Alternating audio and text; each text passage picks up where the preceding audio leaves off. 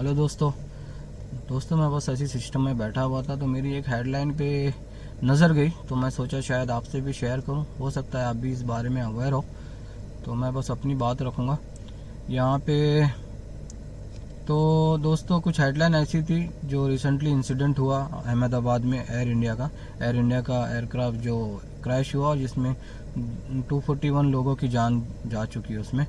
तो न्यूज़ कुछ इस तरह थी कि जो अर्ली इन्वेस्टिगेशन में और ब्लैक बॉक्स का जो इसका जो इंस्पेक्शन किया गया और उसकी जो रिकॉर्डिंग जो रिसीव की गई, तो उसमें कुछ इस तरह आया है कि एक कैप्टन दूसरे कैप्टन से पूछता है why did you cut off the switch करके, ऐसा कुछ रिकॉर्डिंग में आया है। जो फ्यूल लाइन होती है उसका जो स्विच होता है उसे स्विच ऑफ था, ऐसा कुछ आया है।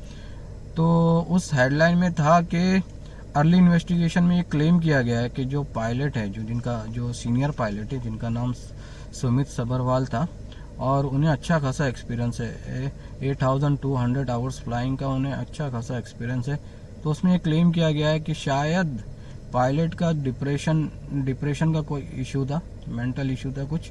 ये अभी क्लेम किया गया है, अभी तक ये कंफर्म नहीं है, फिर भी इन्वेस्टिगेशन चल रहा है।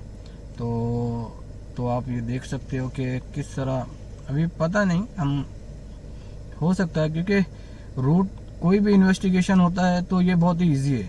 ह्यूमन फैक्टर डाल देना और ह्यूमन एरर डाल देना किसी भी इन्वेस्टिगेशन में, ये बहुत ही इजी होता है। रूट कॉज ह्यूमन एरर नहीं होता है, उसके लिए डीपली उसको इन्वेस्टिगेट किया करना चाहिए। जो वाई का क्वेश्चन होता है उस पर डीपली जाना चाहिए। तो अगर डिप्रेशन था भी तो उसके ऊपर भी इन्वेस्टिगेशन होना चाहिए कि डिप्रेशन क्यों था, और इस पे हमारा जो हेल्थ सिस्टम है, जो हमारा जो प्रियर टू फ्लाई करके एक सिस्टम होता है, चेकलिस्ट होती है और मेडिकल टेस्ट होता है, हर चीज़ देखा जाना चाहिए। वो भी एक क्वेश्चन होता है, और टेक्निकली क्या इशू है उस पर भी थोड़ा ध्यान देना चाहिए। ये सिर्फ एक ह्यूमन एरर बोल के, ये मेरे ख्याल से, मेरे को तो ऐसा लगता है कि एक आदमी जो कि जा चुका है और वो अपना रिस्पांस नहीं दे सकता है, तो ये बहुत ही आसान है किसी भी कंपनी के लिए कि इन्वेस्टिगेशन में ह्यूमन एरर डाल के और इन्वेस्टिगेशन को वहीं पे क्लोज कर दिया जाए।